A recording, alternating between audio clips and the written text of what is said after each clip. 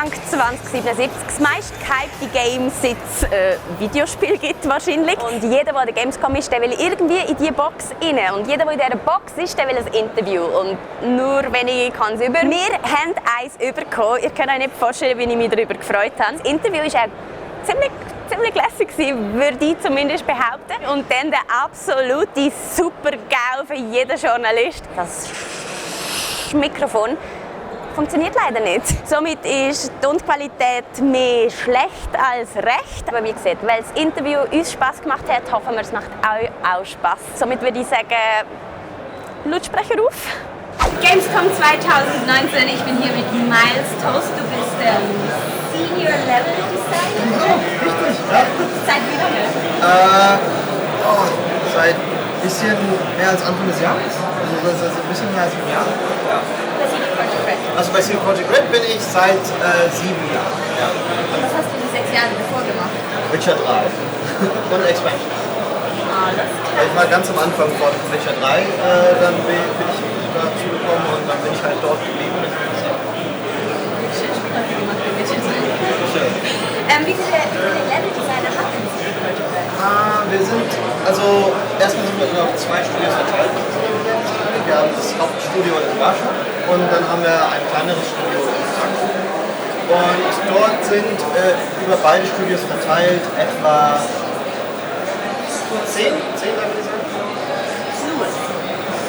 Ja, Wie viele Leute arbeiten denn in diesen 2 Studios? insgesamt sind etwa um die 600 Leute an Cyberpunk. Und was sind das für Leute, die Level-Designer? Ihr baut die Levels, also ihr stellt einen Tisch hin, ihr stellt die Wand hin, stellt mir das nicht vor. Ja, also das kommt auch so ein bisschen auf die Phase des Projektes drauf an, aber tatsächlich fängt es an mit so, das kann man sich vorstellen, mit so dem Zeichen von Blauphaus. Man bekommt halt die Story und die Pläne der Quest-Designer, was die halt mit der Story machen wollen, wie sie wollen, dass man die Story spielt. Und am nächsten überlegt man sich eben, okay, wie könnte die Location, die brauchen, aussehen. Ja, dann kann es sein, dass in der Story vielleicht, denke ich mir jetzt aus, ein Krankenhaus benötigt wird. Und dann hat das Spiel selber bestimmte Ansprüche an das Krankenhaus und dann überlegt man sich dann als Leveldesigner, okay, wie können wir diese Ansprüche in die Story umsetzen?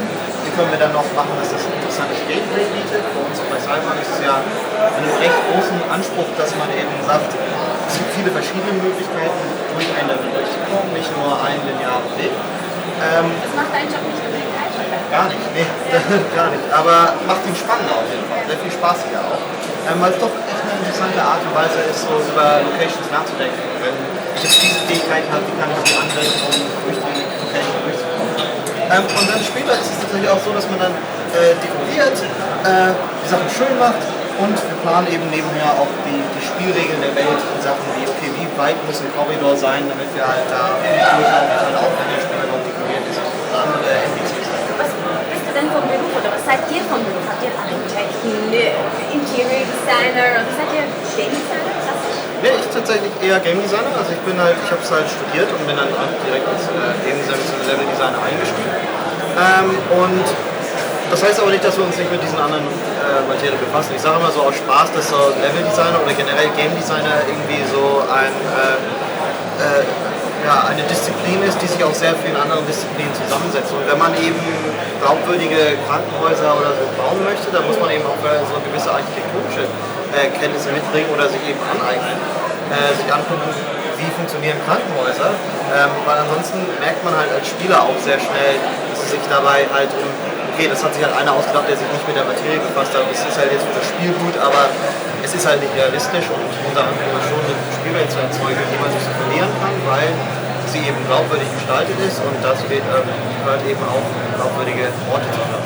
Absolut, das heißt, du arbeitest ganz eng mit eigentlich euren Quest-Designern, euren was auch immer und halt das Ausschau nach Leuten, die ein Spital gebaut haben und so weiter. Also dein Job scheint nirgendwo zu beginnen und nirgendwo zu enden.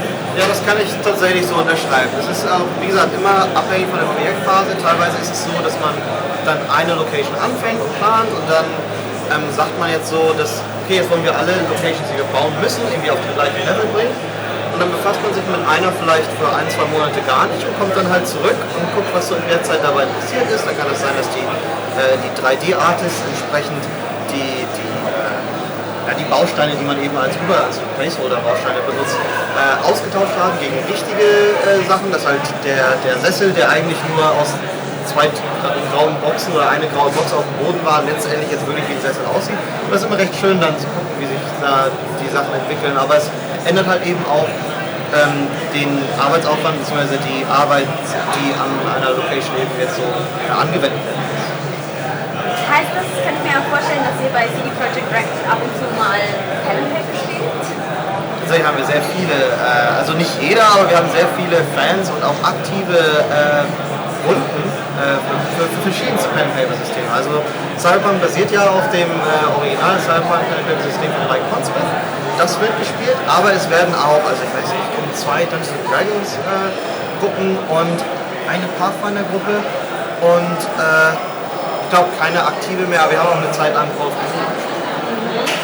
Cyberpunk 2020 kam ja 1988 und ich habe gehört, das war in Polen damals auch schon sehr beliebt. Und ich habe auch gehört, dass 1988 schon erste Anfragen da sind an Mike. Kannst du das bestätigen? Da weiß ich tatsächlich nicht sehr viel zu, aber es ist wahr, dass halt in Polen wirklich ein sehr großes Following, was das Pen-and-Paper-System angeht. Und letztendlich ist das ja auch, warum wir letztendlich heute, viele Jahre später, ein Spiel machen, weil eben sagen wir, die Firmengründer und so das damals eben auch gespielt haben. Und dann war das eben, als wir uns überlegt hatten, okay, wollen wir noch eine neue IP machen, wollen wir die wieder auf was basieren lassen, war das halt sehr schnell, sehr weit oben als Idee, dass wir das halt machen. The Witcher 3, das war The Witcher allgemein, das waren Bücher.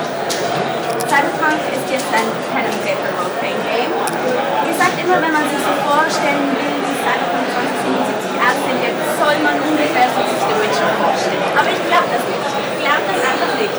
Es muss ja ganz anders sein. Die Grundlage ist anders. Und gerade wenn wir über RPG-Elements sprechen, nehme ich an, gehen die 2 Spiele doch schon weiter.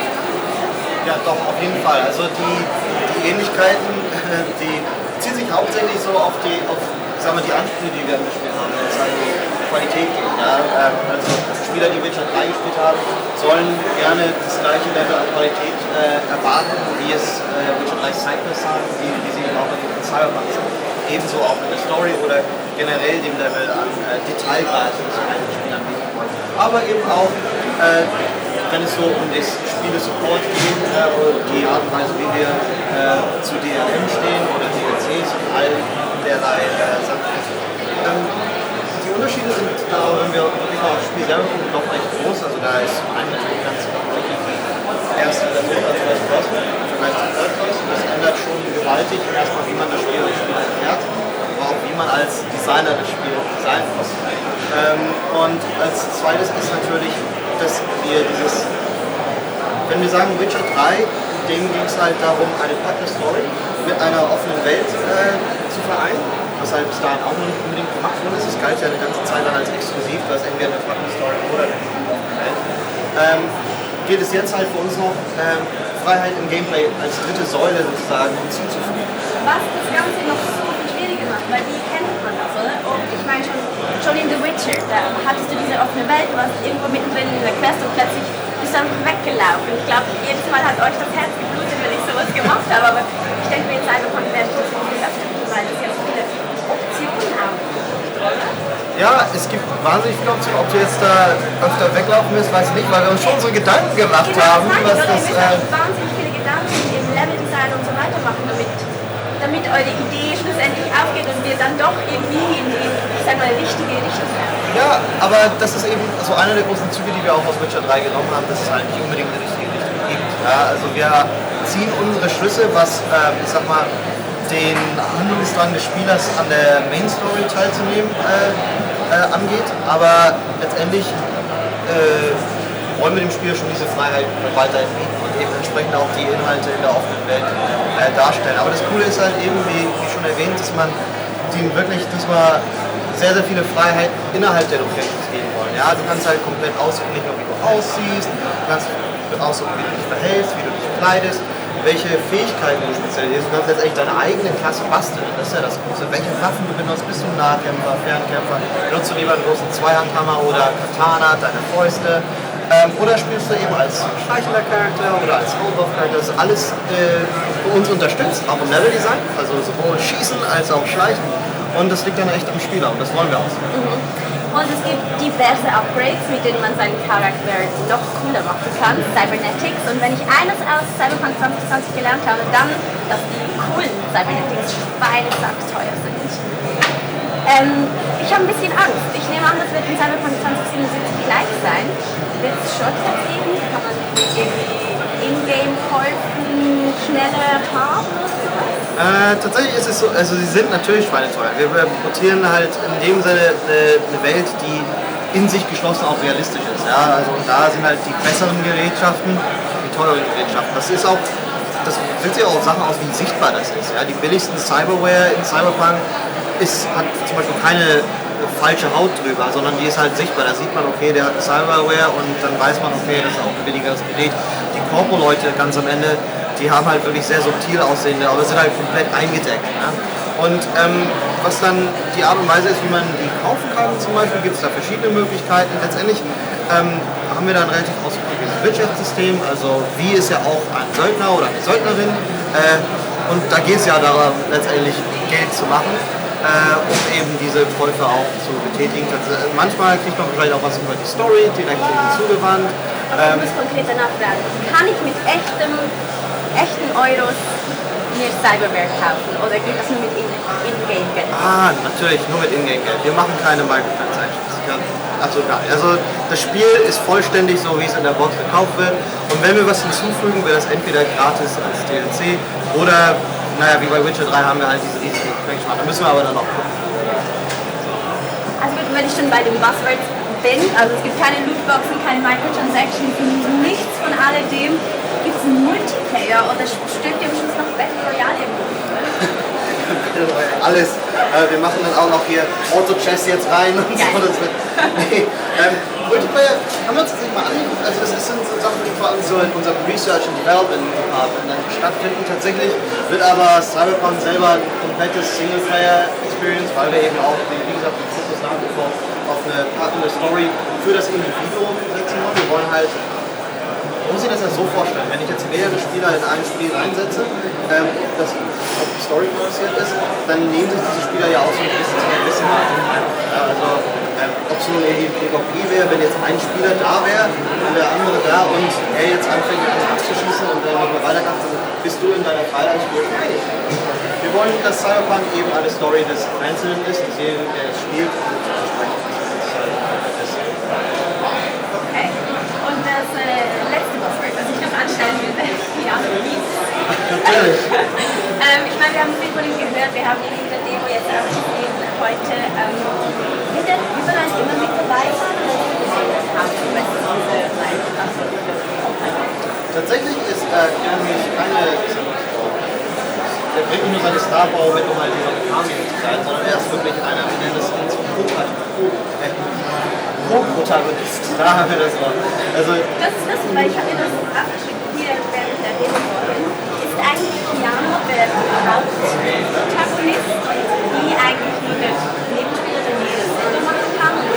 Keanu eigentlich so der Fels in eurem Spiel?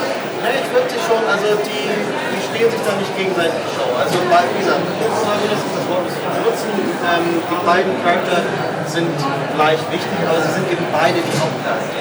Das Interessante für uns ist halt eben, dass wir, also als Entwickler ist es halt auch so ein bisschen so ein kleiner Cheat, kann man schon sagen, weil wir so eine Möglichkeit gefunden haben, ich sag mal, auf Sachen im Spiel hinzuweisen, was aber im Kontext des Spiels mehr Sinn ergibt. Ja? Also Geralt hat zum Beispiel sehr viel mit sich selber geredet, was auch irgendwie zu seinem Charakter passt, wenn er so Monsterpferden gelesen hat. Und wie ist ja aber eher eine Repräsentation des Spielers. Und da ist es uns dann möglich, quasi durch Johnny Silverhand mit dem Spieler zu kommunizieren.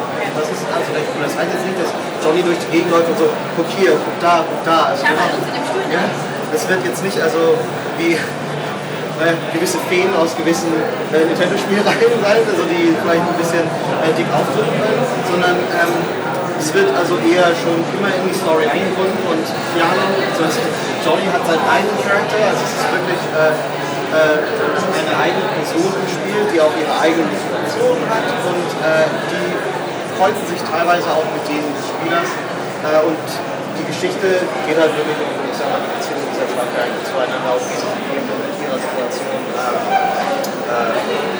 zurechtfinden und die lösen. Das ist ein großer Teil der Geschichte. Befasst sich mit der Interaktion zwischen Johnny und wie in dieser Cyberpunk. Und natürlich geht es größtenteils darum zu sagen, also ich meine, Cyberpunk als Genre ist halt, sagen wir, ist immer gut, wenn es darum geht, für den Main Character, dass er nicht die Welt rettet. Ja, also Cyberpunk-Geschichten sind gut, wenn sie quasi auf dem Street-Level, Low-Life stattfinden und eben der Charakter keine großen Ziele hat, irgendwie der Held der Welt zu werden und so, sondern in unserem Fall handelt es sich schlichtweg um eine Situation, in die man als Spieler hineingeworfen wird und letztendlich die Motivation des Spielers ist, sich einfach selber zu retten. Man hat teilweise aber keinen größeren Einfluss. Man ist jetzt nicht irgendwie jemand, der die großen Kooperationen irgendwie lenkt und tauscht und so, sondern man ist letztendlich in dem großen Gefüge doch ein sehr kleiner Fisch, der versucht, irgendwie nicht unterzugehen. Erfrischend. Mal nicht den Superhelden zu spielen, der die Welt rettet. Ja, und das ist für uns auch sehr, sehr cool. Also, und das ändert halt auch den Fokus der Story ganz eindeutig, was man halt machen kann. Und sorgt halt dafür auch, dass wir teilweise sehr, sehr düster mit der Welt sind.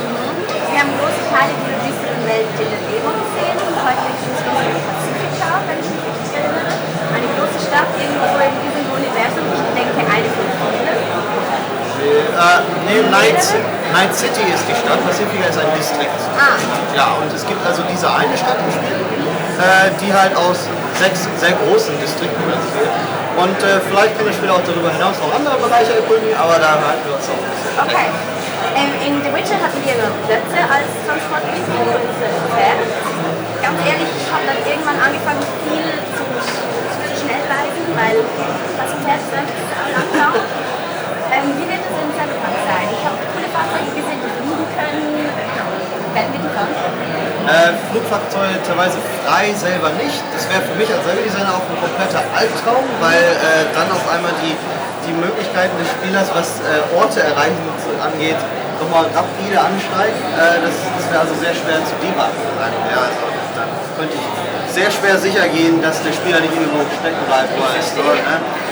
Aber tatsächlich wird man innerhalb von Quests oder Stories dann tatsächlich auch mal mit diesen Fahrzeugen fliegen. Das Hauptaugenmerk des Spielers wird dann tatsächlich auf Bodenfahrzeuge nehmen. Wir haben jetzt in der Demo hier Motorrad gezeigt. Letztes Jahr sind wir mit dem Auto gefahren und es gibt halt zahlreiche verschiedene Arten von Fahrzeugen, die der Spieler dann auch tatsächlich besitzen kann. Oder vielleicht schenkt man dir mal eins oder je nachdem, was du machst. Ne? Und das ist halt recht cool, weil es auch deutlich schneller als plötzlich.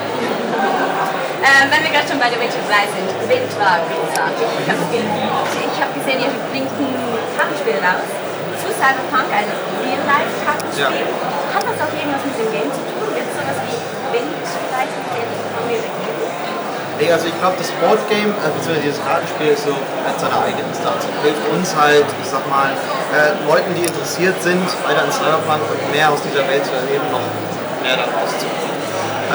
Was die Minigames in Cyberpunk angeht, ist ja die Frage, das gucken wir noch, was wir da so machen. Bisher haben wir bestätigt, dass wir Autorennen haben, das ist also recht cool. Noch einige andere. Achso, ja, so. Genau, so Fistfights, wie gesagt, also so Brawls. Und man kann zum Beispiel auch zu Shooting Ranges gehen und so, um seine Schussfertigkeiten zu verbessern, weil letztendlich ist das ja auch ein Teil unserer Progression, dass man eben seine Waffenfähigkeiten durch Verwendung der Waffen erst verbessern muss. Und Hacking, und ich habe es gerade nicht verstanden in der Demo, wie es funktioniert. Kann ich auch kurz zusammenfassen. Letztendlich ist es so, dass man hacken kann, indem man ein bestimmtes Cyberware in sich installiert, und das ist das sogenannte Cyberdeck.